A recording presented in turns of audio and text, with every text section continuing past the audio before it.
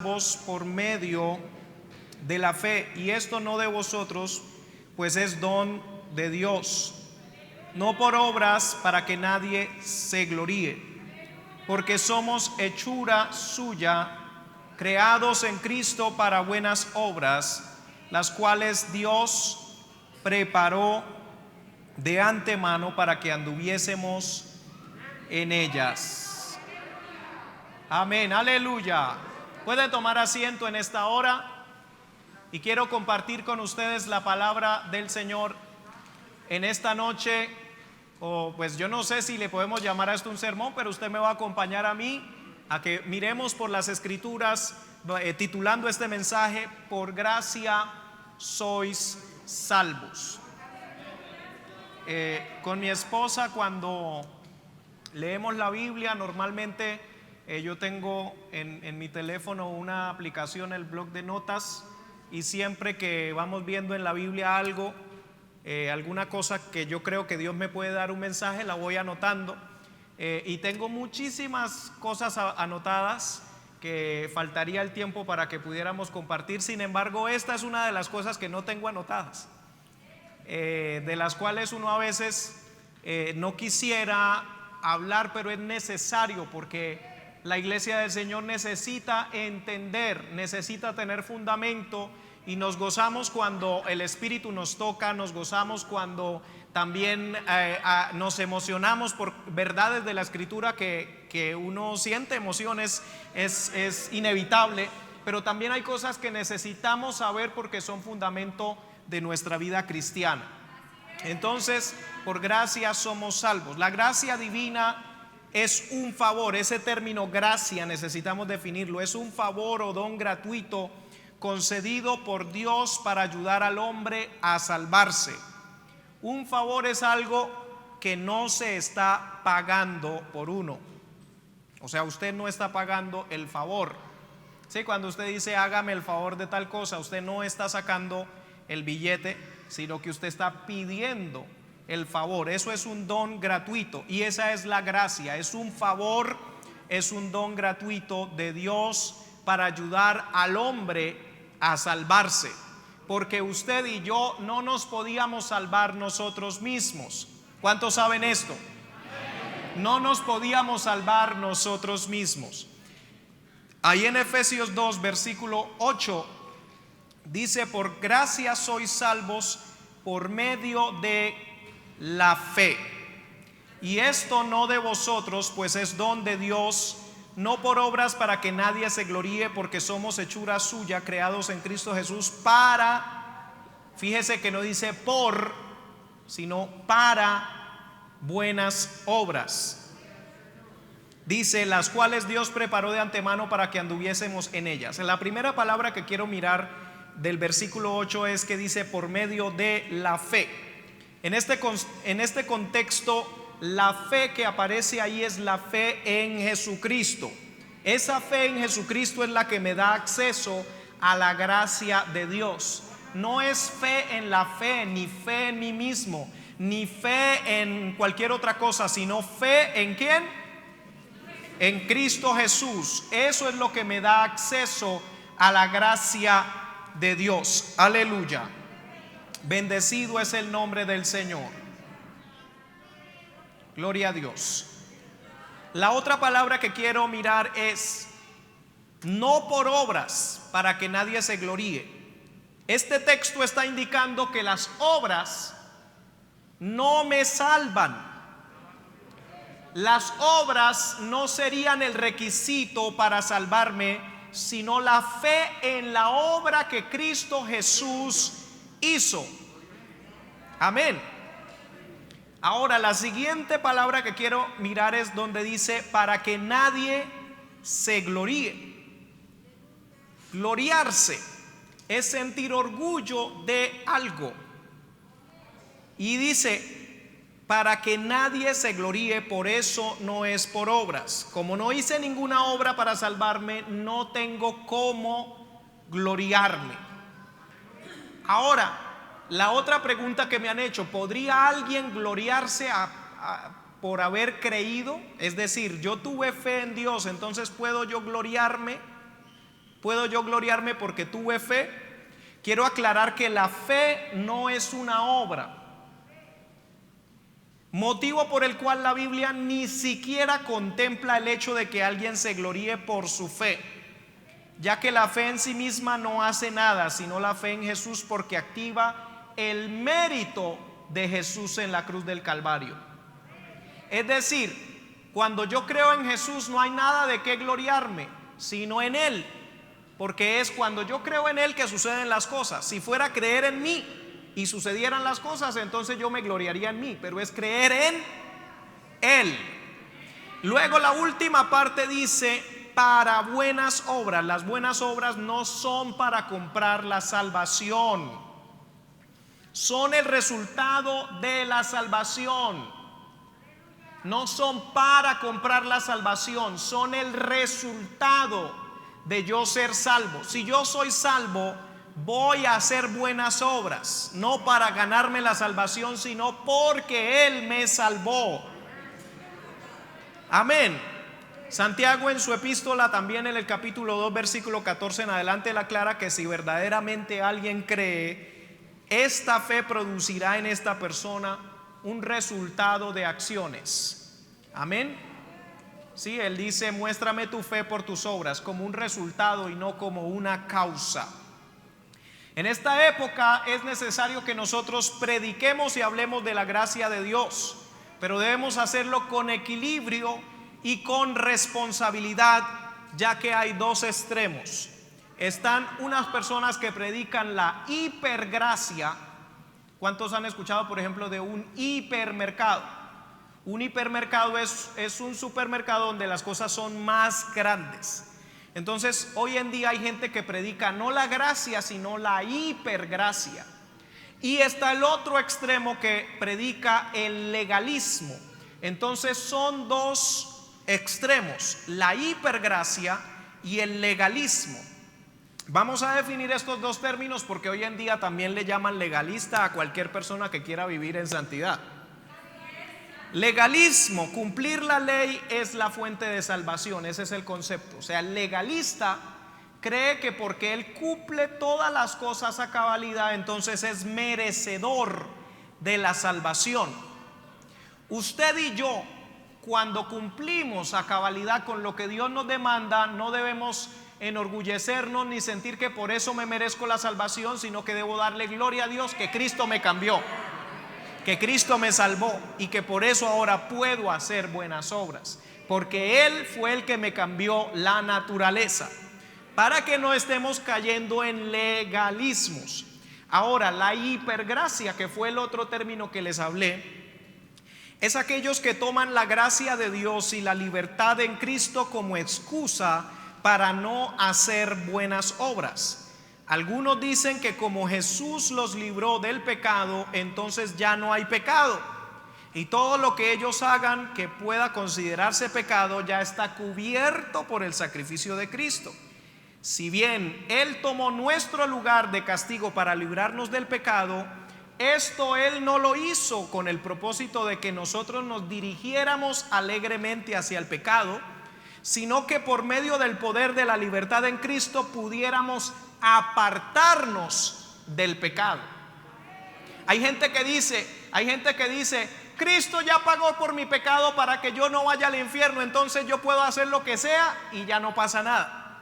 Esto es erróneo. Cristo pagó en la cruz para que usted no tenga que vivir en pecado, porque la idea no es que usted no sufra la consecuencia solamente, la idea es que usted no viva en el pecado, porque el pecado nos separa de Dios. Aleluya. Ahora bien, usted y yo vivimos bajo la gracia, no bajo la ley. Y estos temas hay que hablarlos y hay que predicarlos porque hay modas. Hubo una época donde la moda era hablar de la gracia, la gracia, la gracia, la gracia, y todo el mundo con la gracia, y se olvidaba también hablar de las responsabilidades que tenemos como creyentes en el Señor Jesucristo. Pero ahora también hay otra moda, y es el mesianismo, que son creyentes en Jesús pero que dicen que no se llama Jesús, que no se le puede decir Jesús. Entonces, para poner un ejemplo, ustedes conocen al hermano Carlos Akers, que ha venido aquí, que es americano, ¿cierto? Nosotros le decimos hermano Carlos Akers, y es el hermano que ustedes conocen. Pero cuando él está en Estados Unidos, dicen el hermano Charles Akers. Es el mismo personaje, es el hermano Charles Akers. Cuando él viene aquí es Carlos Akers.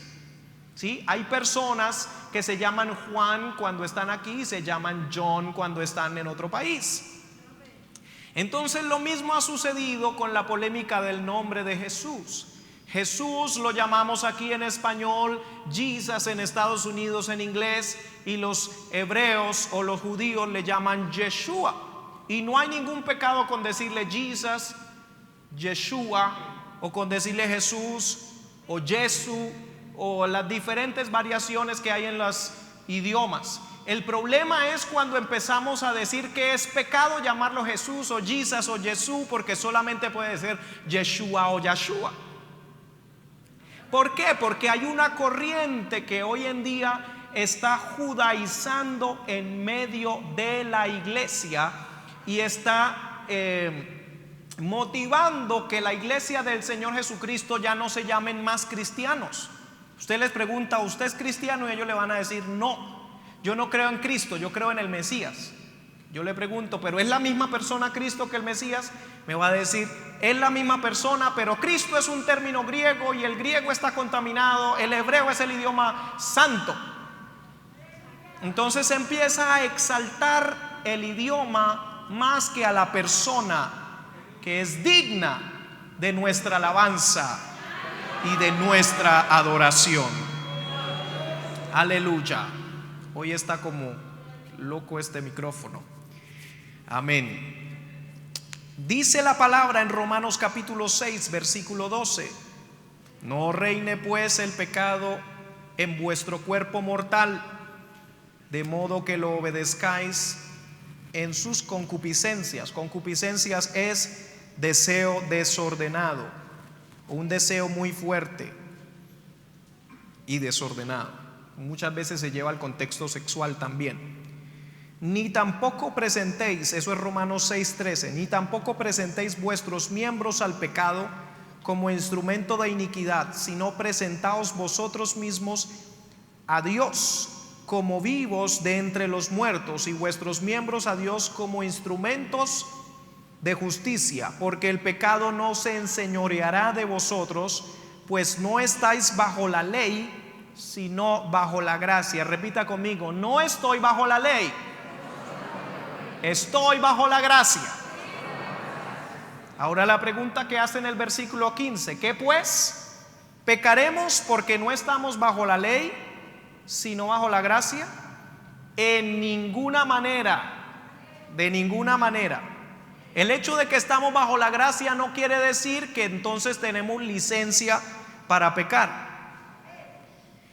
Versículo 18 dice: y libertados del pecado vinisteis a ser siervos de la justicia. O sea, si Dios me liberta del pecado, yo vengo a ser siervo de la justicia. En el versículo 22 dice: mas ahora que habéis sido libertados del pecado y hechos siervos de Dios, tenéis por vuestro fruto la santificación y como fin la vida eterna. Amén.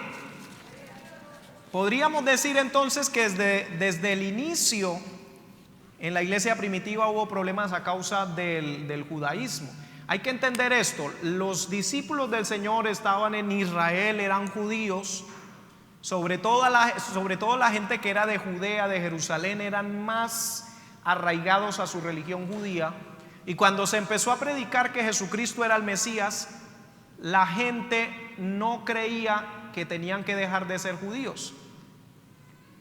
Ellos nunca pensaron que iban a crear una nueva religión llamada cristianismo. Ellos lo que pensaron es que le iban a empezar a predicar a los judíos que el Mesías había aparecido y que el judaísmo iba a entrar con esa nueva creencia de que Jesús era el Mesías prometido a través de las profecías. Amén.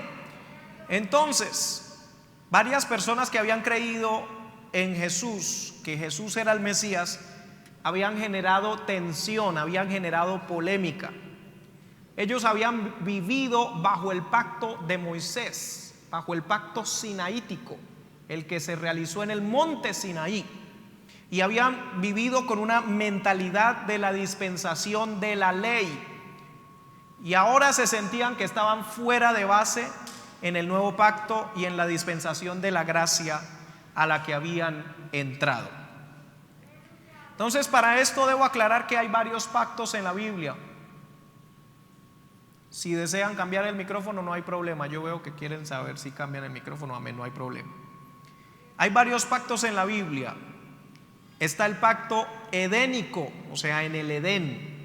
El pacto adámico, con Adán. El pacto noémico, con Noé. El pacto abrahámico, sinaítico, que fue el de la ley en el monte Sinaí. El pacto davídico, que fue el pacto con David directamente. Y también está el nuevo pacto. ¿Cuántos saben cuál es el nuevo pacto? El nuevo pacto en la sangre de nuestro Señor Jesucristo, el cual murió por usted y por mí, derramó su sangre por usted y por mí. También, si usted lo quiere mirar desde el punto de vista de las dispensaciones, tenemos la dispensación de la inocencia. ¿Se acuerdan cuando Adán y Eva andaban desnudos y no pasaba nada? Esa es la dispensación de la inocencia. Luego aparece la conciencia, el gobierno humano. Luego viene la dispensación de la promesa. Gloria a Dios. Está la dispensación de la promesa, que es cuando está Abraham y le prometen que de su simiente va a venir un redentor a la humanidad. Luego sigue la dispensación de la ley, que es donde aparecen los mandamientos. Luego aparece la dispensación de la gracia. ¿Cuántos estamos en la gracia? Y después de la dispensación de la gracia está el milenio. Entonces, si nosotros no entendemos dónde estamos ni quiénes somos, vamos a empezar a exigirle a la iglesia que haga cosas que no le corresponden. Usted y yo no podemos reemplazar a Israel. ¿Por qué no podemos reemplazar a Israel? Porque las profecías y las promesas hechas de parte de Dios para con Israel se van a cumplir literalmente. Y si yo reemplazo a Israel, entonces ¿cómo se van a cumplir esas profecías en la nación de Israel? Amén. Vamos a ir a Hechos capítulo 15. Alabado es el nombre del Señor.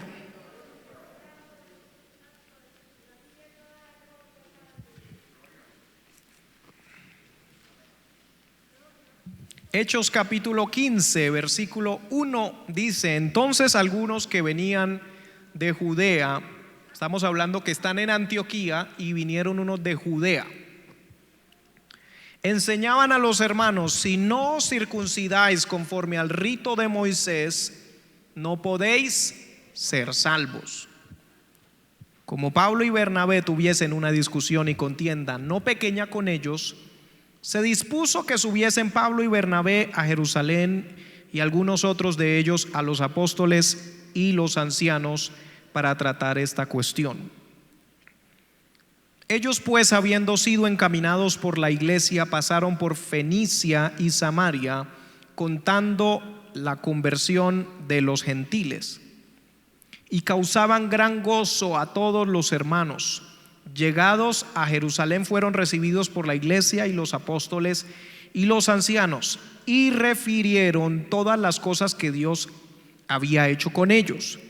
Pero algunos de la secta de los fariseos que habían creído se levantaron diciendo: es necesario circuncidarlos y mandarles que guarden la ley de Moisés. ¿Qué es lo que están pidiendo estos fariseos que habían creído en el evangelio? Que tenían que exigirle a todos los gentiles que se circuncidaran y que obedecieran a la ley de Moisés. Aleluya. Dice en el versículo 6, y se reunieron los apóstoles y los ancianos para conocer de este asunto. Y después de mucha discusión, Pedro se levantó y les dijo: varones hermanos, vosotros sabéis cómo ya hace algún tiempo que Dios escogió que los gentiles, ¿cuántos son gentiles aquí? Usted y yo somos gentiles, no somos judíos. Dice: Dios escogió que los gentiles oyesen por mi boca la palabra del evangelio y creyesen. El primero que le predicó a los gentiles no fue Pablo. ¿Fue quién? Pedro, cuando fue a la casa de Cornelio en Hechos capítulo 10.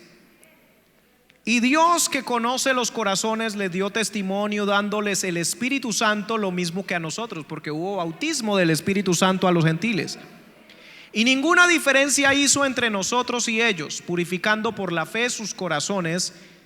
Ahora pues, ¿por qué tentáis a Dios poniendo sobre la cerviz de los discípulos un yugo que ni nuestros padres ni nosotros hemos podido llevar?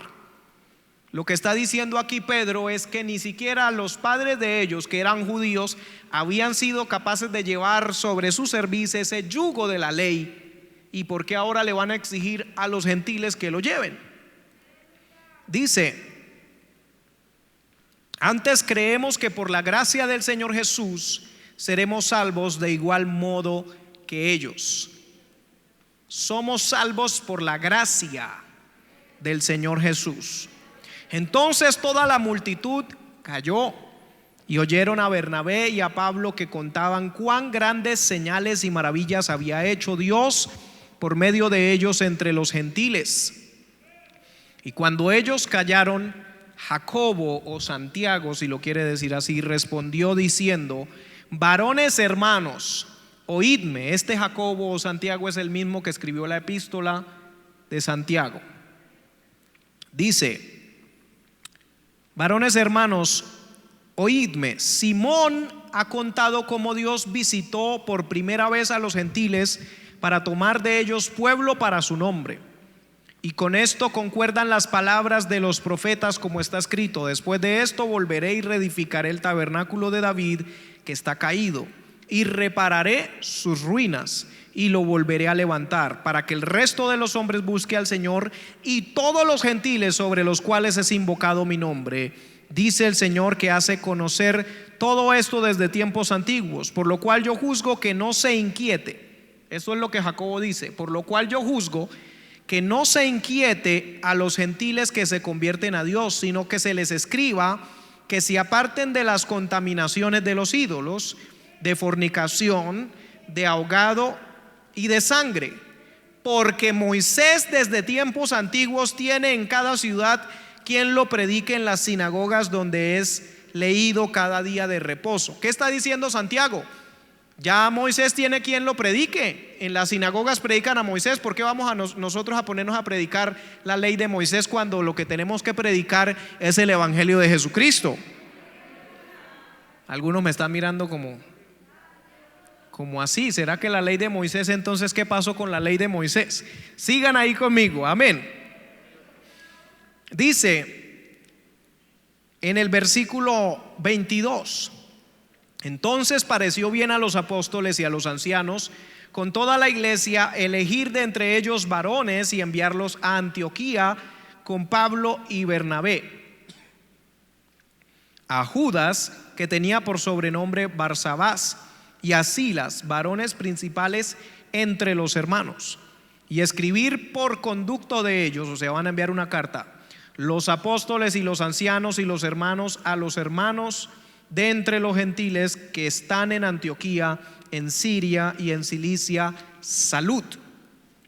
Por cuanto hemos oído que algunos que han salido de nosotros, a los cuales no dimos orden, os han inquietado. O sea, hay algunos que estaban aquí en Jerusalén, que se fueron para Antioquía a predicar sin permiso cosas que no les mandaron a predicar.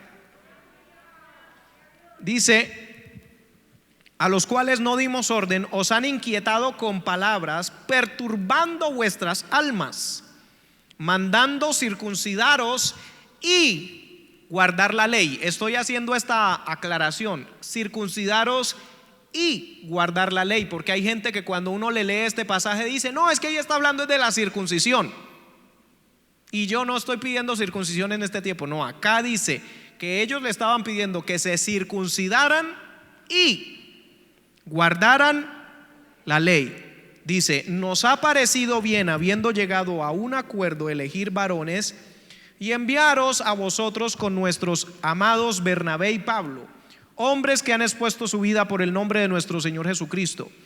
Así que enviamos a Judas y a Silas, los cuales también de palabra os harán saber lo mismo, porque ha parecido bien ¿a quién?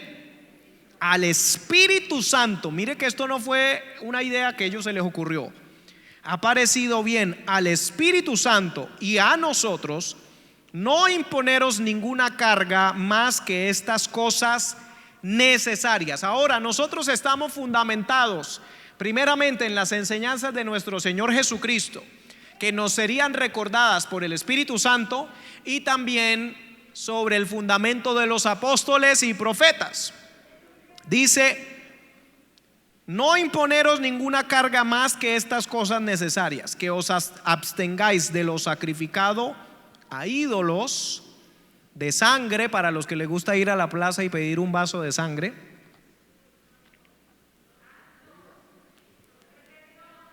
Gloria a Dios. ¿Por qué estoy aclarando esto? Porque a veces pensamos que solamente en la ley habían restricciones con respecto a qué no podemos hacer y qué no podemos comer. Hay cosas de la gracia que no podemos hacer tampoco. O sea, en la gracia nos dice que nos abstengamos de tomar sangre. Amén. De ahogado, esa gallinita que se le ahogó allá y usted la sacó y la preparó, no la coma. O animales que no se desangran. Siempre procure que el animal se desangre, y eso no es la ley, eso es la gracia. ¿Para quiénes? Para los gentiles. Los apóstoles mandaron ese mensaje a los gentiles. De ahogado y de fornicación. Eso ya está claro para todos nosotros, amén. De las cuales cosas, si os guardareis, bien haréis, pasadlo bien. Así pues, los que fueron enviados descendieron a Antioquía, y reuniendo a la congregación entregaron la carta, y habiendo leído la cual, se regocijaron por la consolación. ¿Por qué dice que se regocijaron por la consolación? Porque estaban perturbados, estaban atribulados, como diríamos nosotros hoy en día, estaban enluchados. ¿Por qué estaban así? Porque habían ido estos de Judea y les habían dicho que ellos estaban perdidos porque no guardaban la ley y porque no hacían las cosas que hacían los judíos, pero ellos no eran judíos, eran gentiles. Amén. Y Judas y Silas, como ellos también eran profetas, consolaron y confirmaron. Algunos quizás se confunden cuando dice que Judas y Silas también eran profetas, porque hay gente que dice que la ley y los profetas fueron hasta Juan. Sí, la Biblia dice eso, pero se está refiriendo a los profetas que están escritos en la Biblia, los libros de los profetas. La ley se refiere a la ley de Moisés, y los profetas son los libros Isaías, y los profetas mayores y profetas menores. Pero después de Juan hubo profetas: Agabo, Judas, Silas. En Antioquía, en el capítulo 13 dice, en Hechos 13, había en la iglesia que estaba en Antioquía profetas y maestros. Bueno, el versículo 32 dice, Judas y Silas, como ellos también eran profetas, consolaron y confirmaron a los hermanos con abundancia de palabras. Y pasando algún tiempo allí, fueron despedidos en paz por los hermanos para volver a aquellos que los habían enviado. Mas a Silas le pareció bien el quedarse allí. Y Pablo y Bernabé continuaron en Antioquía enseñando la palabra del Señor y anunciando el evangelio con otros muchos. Mire que este problema no es de ahora. Este asunto pasó desde la iglesia primitiva. Tanto así que hay pasajes de la Biblia que muestran controversia con algunos comportamientos. Por ejemplo, en Gálatas capítulo 2, Gálatas 2:11. Pablo es el que está enviando la carta a los Gálatas y da una queja sobre Pedro, porque es que uno a veces piensa que porque era Pablo, que porque era Pedro no tenían problemas. La Biblia dice que Elías era hombre sujeto a pasiones semejantes a las nuestras. O sea, él también le daba mal genio, también le dio depresión y quiso morirse. ¿Cuántos les ha pasado que hay días que usted dice, uy, yo quiero que venga el Señor, el que está más santificado? Eso es lo que dice. Hay otros que dicen que se abría la tierra y me tragara. Porque somos seres humanos. ¿Cuántos son humanos aquí? Pero tenemos la gracia del Señor.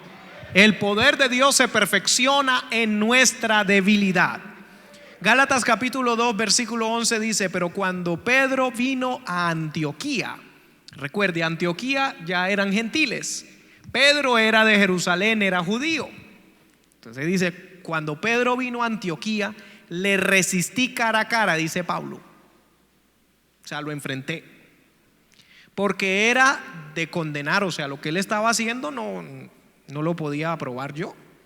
Pues antes que viniesen algunos de parte de Jacobo o de Santiago, es decir, antes de que vinieran unos de Jerusalén, Pedro comía con los gentiles normal. Los gentiles servían la comida y Pedro se sentaba ahí normal a comer todo lo que estaban comiendo ellos.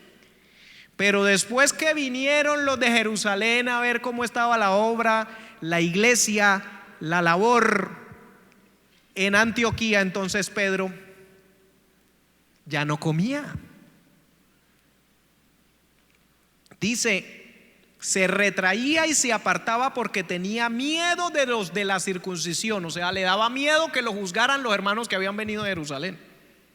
Versículo 13: y en su simulación participaban también los otros judíos, de tal manera que aún Bernabé fue también arrastrado por la hipocresía de ellos.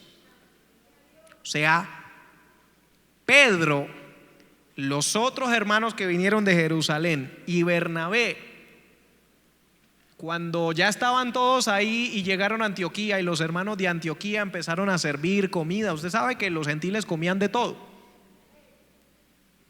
Entonces los judíos ahí sí se hicieron los que no. Y Pablo enfrentó a Pedro y le dice: ¿usted por qué ahora que vinieron los otros hermanos ahora sí le da pena? Cuando estaba solito aquí, ahí sí comía de todo, no pasaba nada. ¿Cuántos alaban a Dios? Los noto como muy callados. Aleluya. Dice: pero cuando vi que no andaban rectamente conforme a la verdad del evangelio, dije a Pedro delante de todos: si tú, siendo judío, vives como los gentiles y no como judío, ¿por qué obligas a los gentiles a judaizar?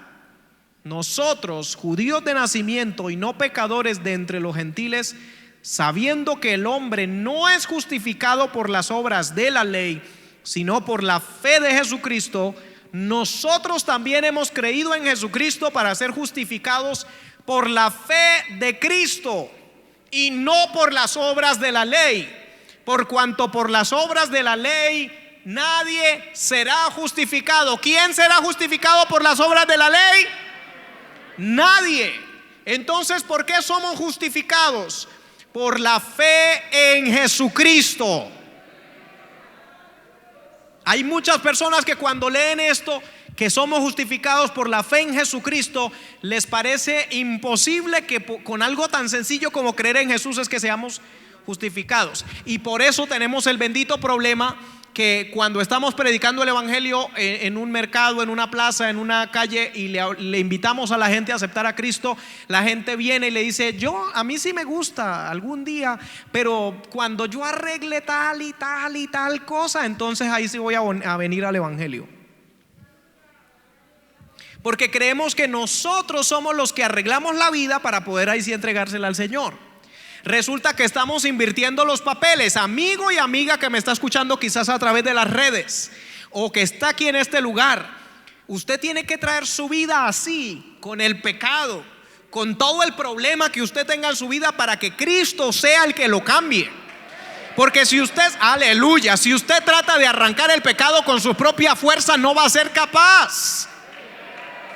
Aleluya. Hay gente que trata y parece que sí, 1 mes, 2 meses, 3 meses, pero nosotros somos humanos, somos de carne y hueso. Lo único que puede hacer el cambio en nuestra vida es la transformación de nuestra naturaleza caída en una naturaleza por el Espíritu de Dios en nosotros. Aleluya.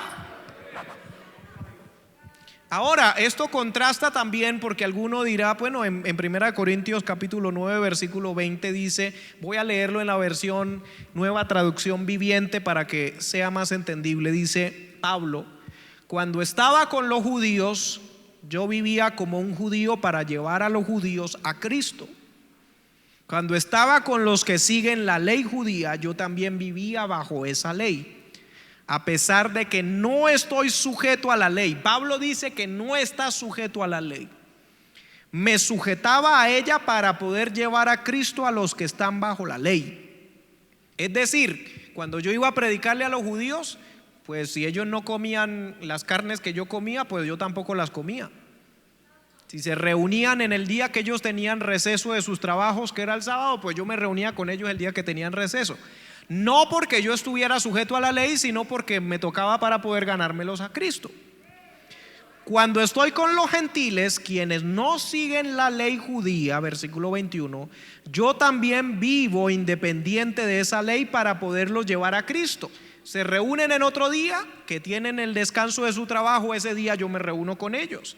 Se sientan a comer y sirven toda clase de carnes, yo me siento con ellos y me las como. Dice, pero no ignoro la ley de Dios, obedezco la ley de Cristo.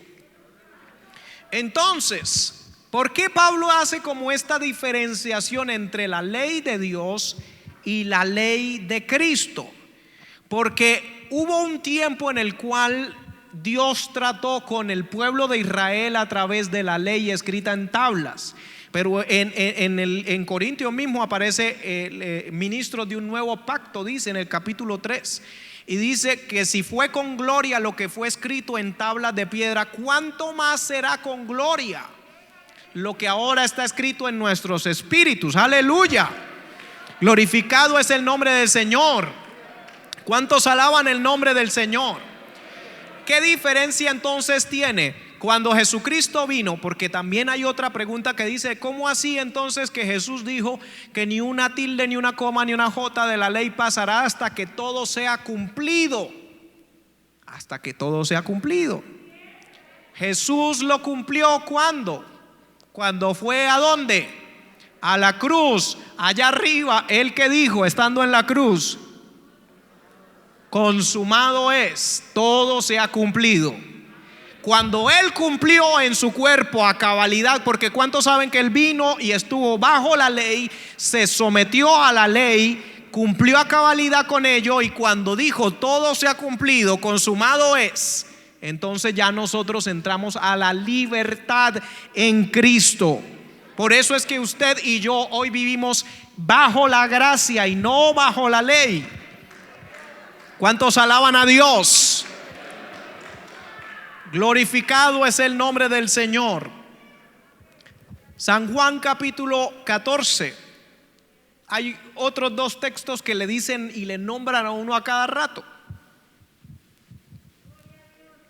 San Juan 14 versículo 15 dice, si me amáis, guardad mis mandamientos. ¿Quién está hablando? Jesús. Versículo 21 dice, el que tiene mis mandamientos y los guarda, ese es el que me ama.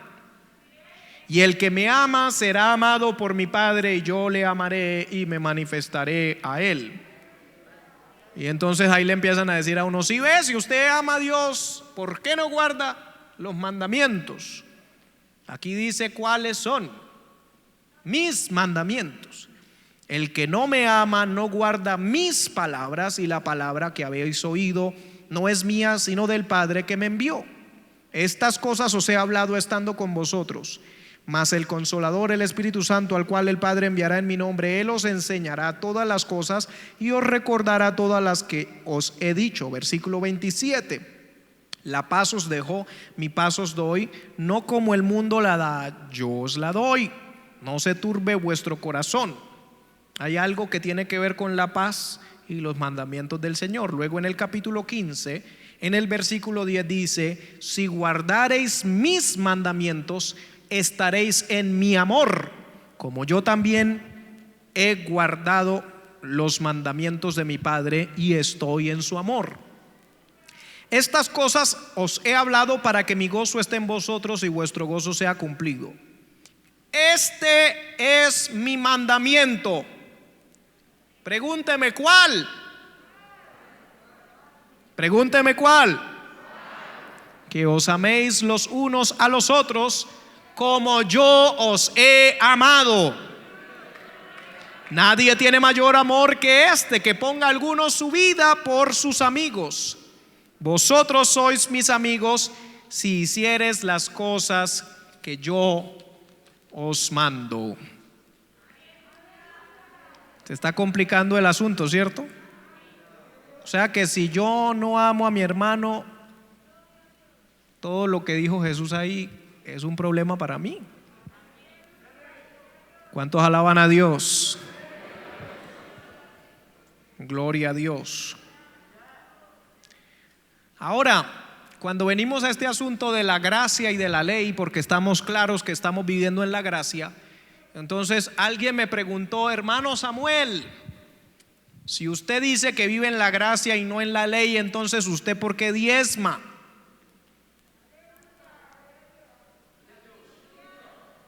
No sé si a alguno otro le han hecho esa pregunta, porque le aclaro, yo diezmo desde que era pequeño. Mis diezmos eran del recreo. Aleluya. Y así le enseñaron también a mi papá. A mi abuelo le enseñó así. Entonces, ¿por qué si yo vivo en la gracia, entonces por qué yo diezmo? Y esa persona me dijo: si el diezmo es de la ley. Entonces yo, Samuel David Mejía Arango Ibáñez Góngora, no doy diezmo levítico. Yo no doy diezmo de la ley, sino que yo doy el diezmo que es previo a la ley, el cual es en la orden de Melquisedec. Hebreos capítulo 6.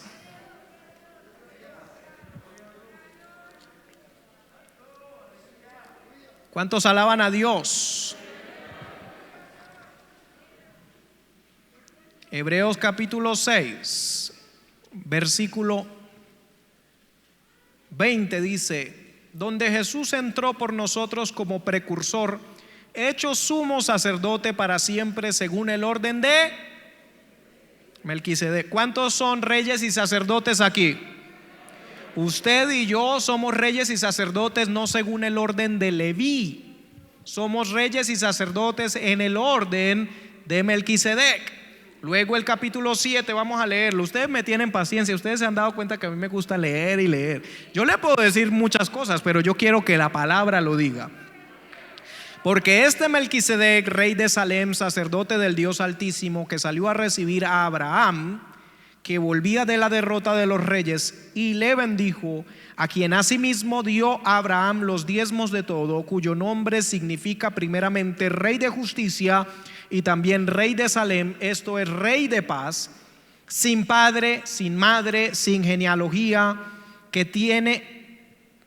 ni tiene principio de días ni fin de vida, sino hecho semejante al Hijo de Dios, permanece sacerdote para siempre. Considerad pues cuán grande era este, a quien aún Abraham el patriarca dio diezmos del botín. Ahora hay que aclarar algo: Abraham es antes de la ley, porque la ley inicia después del pacto sinaítico. En el Sinaí recibieron las tablas de la ley, y Abraham fue 430 años antes o más. Pero Dios le habló a Abraham desde antes. Abraham da el diezmo desde antes de la ley. Entonces la pregunta es: ¿el diezmo es de la ley o no? No. El diezmo no es de la ley. Lo que pasa es que en la ley había diezmo. En la ley había diezmo levítico. Y el diezmo de la ley era un diezmo que era un impuesto. ¿Cuántos aquí pagan impuestos al Estado colombiano? Bueno, en esa época el diezmo que la gente daba era un impuesto a Israel. Y el banco quedaba en la casa de Jehová. Por eso usted cuando lee el libro de los Reyes y de las Crónicas, siempre dice que cuando llegaban a atacar, llegaban a la casa de Jehová y se llevaban el tesoro. ¿Y dónde estaba el tesoro? En la casa de Jehová, o sea, el Banco de la República. Glorificado es el nombre del Señor. Yo sé que este tema a mucha gente no le gusta, pero como yo no soy el pastor de la iglesia, entonces yo tengo libertad para hablarlo. Gloria a Dios. Entonces, el versículo 5: ciertamente los que de entre los hijos de Leví reciben el sacerdocio tienen mandamiento de tomar del pueblo los diezmos según la ley, es decir, de sus hermanos, aunque estos también hayan salido de los lomos de Abraham. Pero aquel cuya genealogía no es contada de entre ellos, tomó de Abraham los diezmos y bendijo al que tenía las promesas. Y sin discusión alguna, el menor es bendecido por el mayor. Y aquí ciertamente reciben los diezmos hombres mortales, pero allí uno de quien se da testimonio de que vive.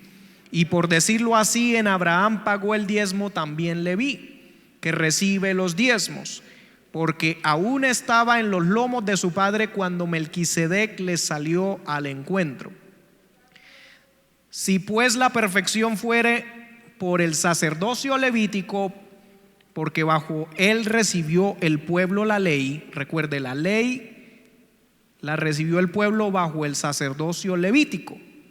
¿Qué necesidad habría aún de que se levantase otro sacerdote según el orden de Melquisedec y que no fuese llamado según el orden de Aarón? Porque cambiado el sacerdocio, necesario es que haya también cambio de ley. Diga: cambio de ley. Y aquel de quien se dice esto es de otra tribu, de la cual nadie sirvió en el altar. ¿De qué tribu es? De la tribu de Judá. Porque manifiesto es que nuestro Señor vino de la tribu de Judá, de la cual nada habló Moisés tocante al sacerdocio. Y esto es aún más manifiesto: si a semejanza de Melquisedec se levanta un sacerdote distinto, no constituido conforme a la ley del mandamiento acerca de la descendencia, sino según el poder de una vida indestructible, pues se da testimonio de él: tú eres sacerdote para siempre, según el orden de Melquisedec. Queda pues abrogado el mandamiento anterior a causa de su debilidad e ineficacia, pues nada perfeccionó la ley, y de la introducción de una mejor esperanza por la cual nos acercamos a Dios. Y esto no fue hecho sin juramento, porque los otros ciertamente sin juramento fueron hechos sacerdotes, pero este con el juramento del que le dijo: juró el Señor y no se arrepentirá, tú eres sacerdote para siempre, según el orden de Melquisedec. Por tanto, Jesús es hecho fiador de un mejor pacto. Diga: mejor pacto. Y los otros sacerdotes llegaron a ser muchos, debido a que por la muerte no podían continuar. Mas este, por cuanto permanece para siempre, tiene un sacerdocio inmutable, por lo cual puede también salvar perpetuamente a los que por él se acercan a Dios, viviendo siempre para interceder por ellos.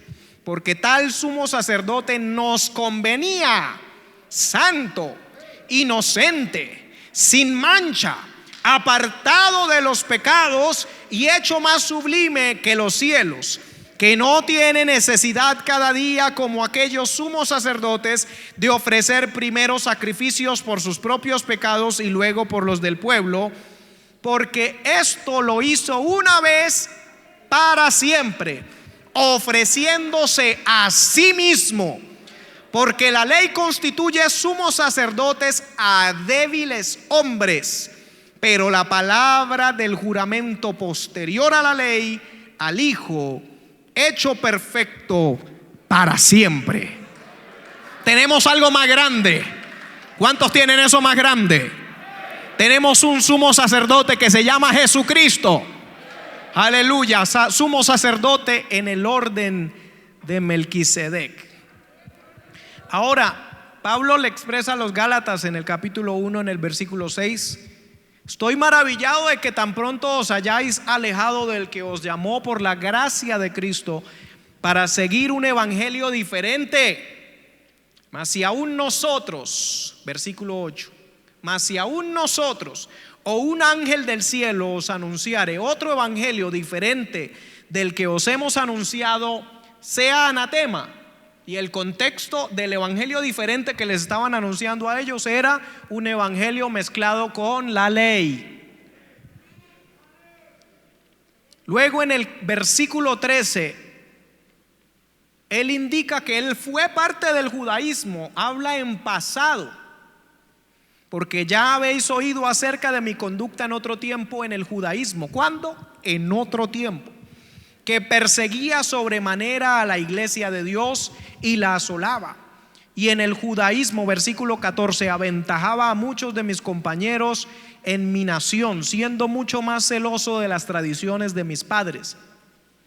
Pero cuando agradó a Dios, que me apartó desde el vientre de mi madre y me llamó por su gracia, revelar a su Hijo en mí para que yo le predicase entre los gentiles, no consulté enseguida con carne y sangre. Y sigue hablando, no tenemos mucho tiempo para seguir leyendo. En Gálatas capítulo 2, versículo 7 dice, Gálatas 2, versículo 7: antes, por el contrario, como vieron que me había sido encomendado el evangelio de la incircuncisión, como a Pedro el de la circuncisión. O sea, a Pedro lo manda, Dios le asignó que le predique a los que se circuncidan, a los judíos. A mí Dios me asignó el evangelio de la incircuncisión a los gentiles. Pues el que actuó en Pedro para el apostolado de la circuncisión, actuó también en mí para con los gentiles.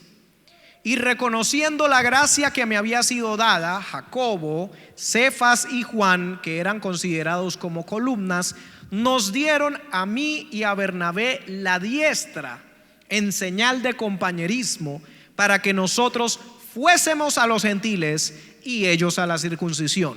¿Qué está diciendo aquí? Que Pedro, Jacobo y ¿quién más? Y Juan estuvieron de acuerdo que Pablo, Bernabé, Silas y ellos se dedicaran a predicarle a los gentiles mientras ellos le predicaban a los judíos, y le dieron la mano como una forma de aprobación. Amén. Porque hay gente que pretende mostrar que Pablo era un desadaptado y que la verdadera doctrina la tenía y que la otra no. Aquí está mostrando que Pedro predicaba a los judíos y aceptaba la cultura de los judíos, y Pablo predicaba a los gentiles, pero sabían que lo que estaban predicando era el evangelio de nuestro Señor Jesucristo. Pablo aclara a los Gálatas que el Espíritu Santo se recibe por creer en el Señor Jesucristo y no por las obras de la ley. Eso aparece, los que están escribiendo, apuntando o en casa, Gálatas 3, versículo 2 y 5. ¿Sí? El Espíritu Santo se recibe por creer en Jesús y no por las obras de la ley. También Pablo dice que Abraham fue justificado por la fe a la promesa en Gálatas capítulo 3, versículos 6 al 12. Si usted puede, léase toda la epístola a los Gálatas. Es tremendo. Justificado fue Abraham por la fe a la promesa y no por las obras de la ley, porque todavía no había llegado la ley. Pablo argumenta que Cristo nació bajo la ley para redimir a los que estaban bajo la ley. Esto lo dice en Gálatas capítulo 4, versículo 4 y 5. Gálatas capítulo 4, versículo 8: ciertamente en otro tiempo, no conociendo a Dios, servíais a los que por naturaleza no son dioses. Mas ahora, conociendo a Dios, o más bien siendo conocidos por Dios, ¿Cómo es que os volvéis de nuevo a los débiles y pobres rudimentos a los cuales os queréis volver a esclavizar? Guardáis los días, los meses, los tiempos, los años. Está en Gálatas capítulo 4 versículo 10. Guardáis los días, los meses, los tiempos y los años. Pablo compara a Agar con el pacto hecho en el monte Sinaí, porque Agar era esclava y sus hijos nacen en esclavitud. Repito, Pablo compara a Agar con el pacto hecho en el monte Sinaí, porque Agar era esclava y sus hijos nacen en esclavitud. Eso aparece en Gálatas capítulo 4 versículo 24 y 25, para que usted lo lea en casa y se dé cuenta que no soy yo el que lo estoy diciendo. O sea, le está diciendo que el pacto que se realizó en Sinaí lo está comparando con Agar, que fue la esclava. En el versículo 31 de Gálatas 4 también él dice que nosotros no somos hijos de la esclava, sino hijos de la libre. O sea, hijos de la promesa que se obtiene por la fe. ¿Cuántos son hijos de la libre? Gálatas 5:4, de Cristo os desligasteis los que por la ley os justificáis. Si usted trata de justificarse por la ley, usted se desliga de Cristo. Repito, si usted trata de justificarse por la ley, se está desligando de Cristo. De la gracia habéis caído. O sea, se cayeron de la gracia por tratar de justificarse por la ley. Grave, ¿no? Pues nosotros por el Espíritu aguardamos por fe la esperanza de la justicia. La justicia suya y la mía la vamos a obtener por medio de la fe. Porque en Cristo Jesús ni la circuncisión vale algo, ni la incircuncisión, sino la fe que obra por el amor. Gálatas 6:13, porque ni aun los mismos que se circuncidan guardan la ley, pero quieren que ustedes se circunciden para gloriarse en su carne. Aleluya. Y ya vamos culminando, también el tiempo no nos da más. Colosenses 2 versículo 8. Mirad que nadie os engañe por medio de filosofías y huecas sutilezas según las tradiciones de hombres. Si quiere vaya conmigo allí. Colosenses 2:8. Que nadie os engañe por medio de filosofías y huecas sutilezas según las tradiciones de los hombres, conforme a los rudimentos del mundo y no según Cristo. Porque en él habita corporalmente toda la plenitud de la deidad, y vosotros estáis completos en él. No necesita ponerse una kipá para estar completo en él. Por ahí derecho le aclaro, en la época de Jesús la kipá todavía no se la habían inventado. Eso se lo inventaron después. Y hay gente poniendo cosas que se inventaron después, que porque quieren ser iguales a los de la Biblia, y los de la Biblia no usaban nada de eso. Es más, el idioma que hablaban los de la Biblia era hebreo antiguo. El hebreo actual es nuevo, es hebreo moderno al que se le incluyeron vocales, porque el hebreo antiguo solamente tenía consonantes. Amén. Dice, quedamos en el versículo 10. Y vosotros estáis completos en él, que es la cabeza de todo principado y potestad. Versículo 11. En él también fuisteis circuncidados con circuncisión no hecha a mano. Usted y yo tenemos una circuncisión no hecha a mano, al echar de vosotros el cuerpo pecaminoso carnal en la circuncisión de Cristo. Ya no es una circuncisión de la carne, sino una circuncisión de Cristo.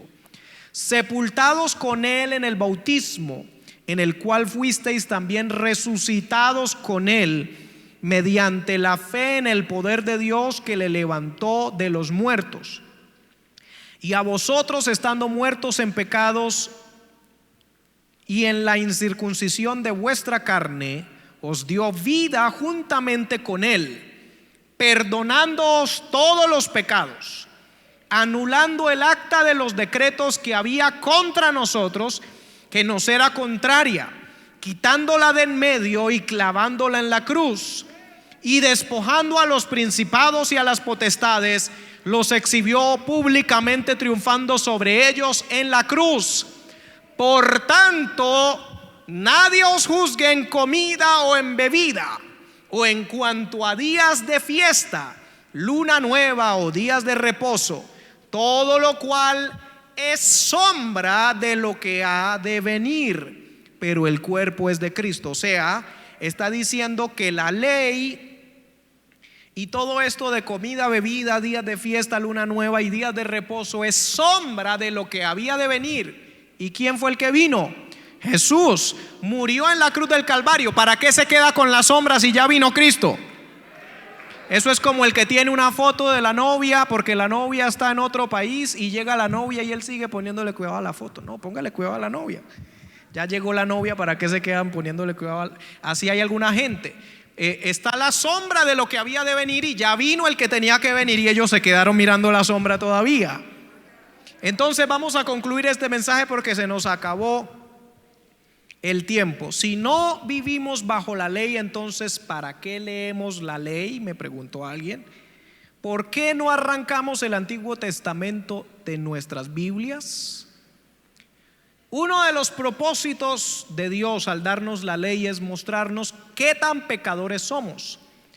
La ley no fue dada para que nosotros tratemos de salvarnos obedeciéndola, sino para que veamos cuán terrible es nuestra condición al no poder obedecerla y así podamos correr hacia Cristo. Romanos 5:1 dice: justificados pues por la fe tenemos paz para con Dios por medio de nuestro Señor Jesucristo, por quien también tenemos entrada por la fe a esta gracia en la cual estamos firmes y nos gloriamos en la esperanza de la gloria de Dios.